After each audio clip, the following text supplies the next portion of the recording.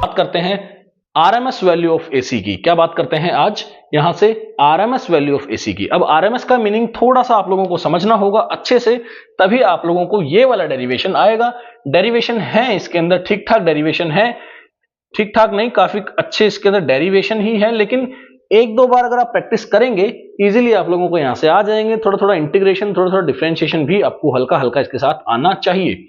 बात करने जा रहे हैं आरएमएस वैल्यू की, तो सबसे पहले आरएमएस का मतलब समझते हैं। आरएमएस में R stands for root, M stands for mean and S stand for square.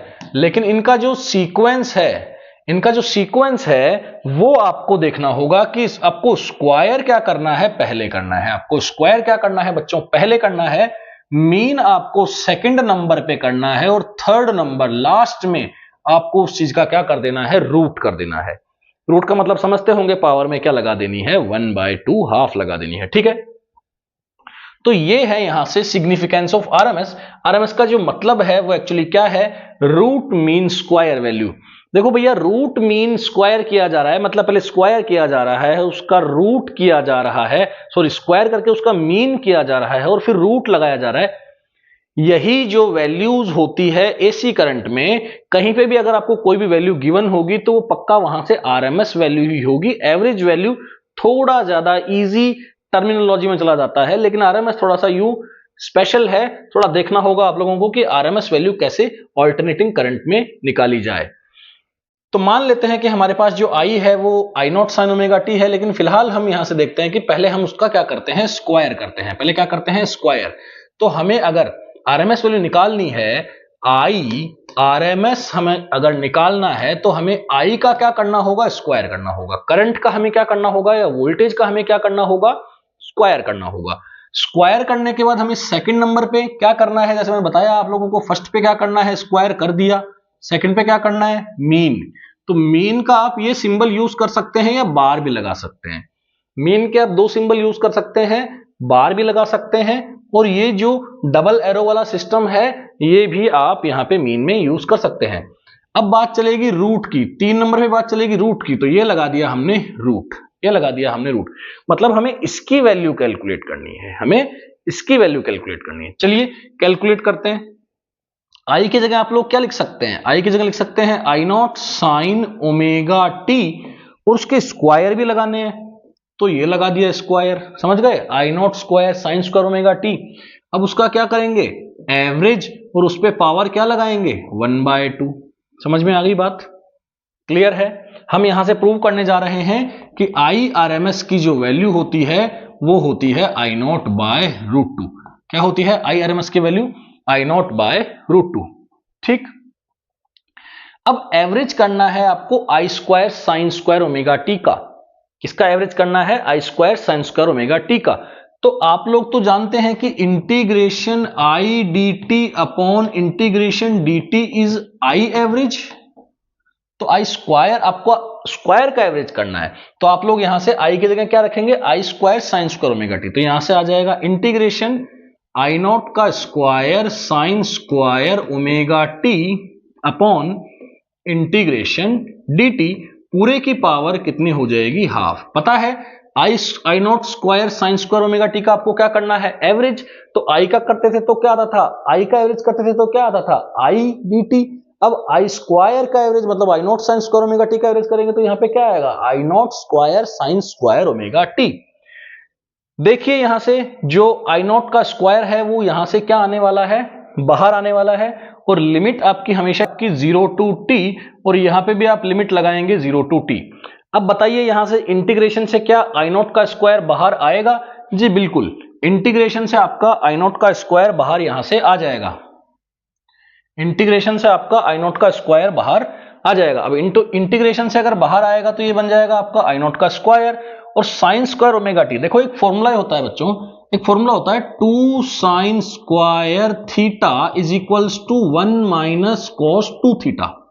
Mathematics में हम एक फॉर्मूला पढ़ते हैं 2 sine square theta is equals to 1 minus cos 2 theta. तो एक काम कीजिए, साइन स्क्वायर थीटा की वैल्यू लिखिए 1 minus cos 2 theta by 2। Theta की जगह ओमेगा टी लगा देंगे तो साइन स्क्वायर ओमेगा टी का जो वैल्यू बन जाएगी, जो साइन स्क्वायर ओमेगा टी की जो वैल्यू बन जाएगी वो क्या बन जाएगी यहां से 1 minus cos 2 omega t by 2, क्या बन जाएगी बाय 2। आगे आपका क्या आ जाएगा dt, क्योंकि अभी इंटीग्रेशन हमने नहीं किया है, अभी केवल फॉर्मूला लगाया है। और नीचे आप लोग चाहें तो मैं यहां से t लिख सकता हूं, क्योंकि इंटीग्रेशन t और पूरे की जो पावर है वो क्या आएगी 1/2। क्यों आएगी 1/2? क्योंकि हमें क्या करना है, रूट भी करना है। पहले स्क्वायर किया, फिर मीन किया, फिर हमने क्या किया यहां से रूट किया। ठीक, अब देखिए यहां से 1 minus cos 2 omega T by 2 है। एक काम करते हैं, ये जो 2 कांस्टेंट है उसको बाहर लेके आते हैं और ये यहां कर देते हैं आई नॉट का स्क्वायर बाय 2t। क्या कर देते हैं, आई नॉट का स्क्वायर बाय 2t। ठीक है, अब देखिए cos 1 minus cos 2 omega t, तो एक काम करते हैं 0 to t 1 minus cos 2 omega t d t, तो इंटीग्रेशन दोनों को दे देते हैं। तो आई नॉट का स्क्वायर बाय 2t आपका चल रहा है। ठीक है, यहां पे हम बात करेंगे 1 का इंटीग्रेशन को, 1 को इंटीग्रेशन देंगे 0 टू t 1 dt, साइन कौन सा आएगा बीच में माइनस, यहां से इंटीग्रेशन देंगे किसको, फिर से इंटीग्रेशन देंगे 0 टू t, किसको देंगे cos 2 ओमेगा t, इसको भी लगाएंगे यहां से dt। ठीक है, अब आएगा आपका I naught by 2t as it is आगे है।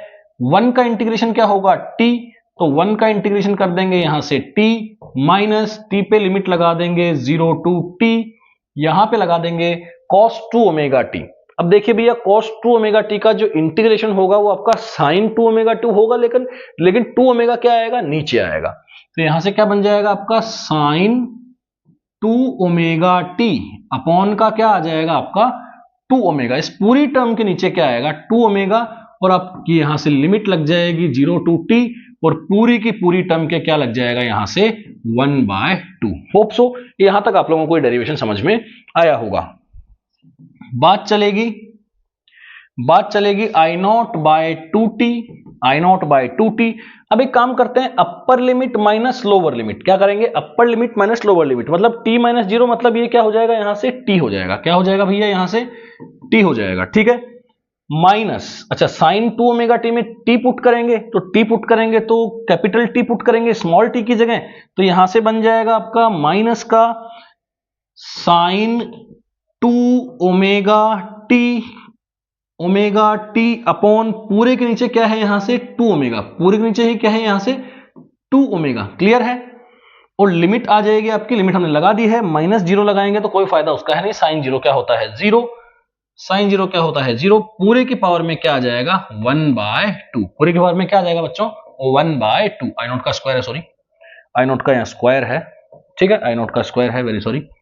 अब बात करेंगे यहां से, लिमिट हमने डाल दी है, अब बस ओमेगा को हमें क्या रखना है 2 पाई बाई टी, क्या रखना है फिर से ओमेगा को 2 पाई बाई टी, तो आई नॉट का square by 2t t minus sine 2 omega की जगह क्या रखोगे 2 pi by t into t, पूरे के नीचे क्या है 2 ओमेगा, पूरे की पावर कितनी है 1/2, आई नॉट का स्क्वायर बाय 2t। देखिए भैया t से t क्या हो जाएगा कैंसिल आउट, अब क्या बन जाएगा t माइनस साइन 4 पाई। देखो साइन n पाई क्या होता है भैया 0 होता है, साइन n पाई क्या होता है 0, साइन n पाई कितना होता है 0, तो यहां से ये पूरी की पूरी टर्म क्या हो जाएगी 0 बन जाएगी, केवल यहां से क्या बच जाएगा आपका t, केवल ही यहां से क्या बच जाएगा t, t से t कैंसिल आउट हो जाएगा, पूरे की पावर कितनी लगानी है हाफ, क्योंकि स्क्वायर के बाद हमें मीन करना है और मीन के बाद क्या करना है रूट, इसलिए पावर 1/2 वही रहेगी। तो IRMS जो हम कैलकुलेट कर रहे थे वो यहां से आपका हो जाएगा आई नॉट का स्क्वायर बाय 2 पूरे की पावर 1/2, तो ये 1/2 रूट इस पे आ जाएगा और यहां से ये कैंसिल आउट होके आई नॉट बाय √2। यही बच्चों हमें प्रूव करना था कि IRMS आपका जो फुल साइकिल में होगा वो होने वाला है आई नॉट बाय √2।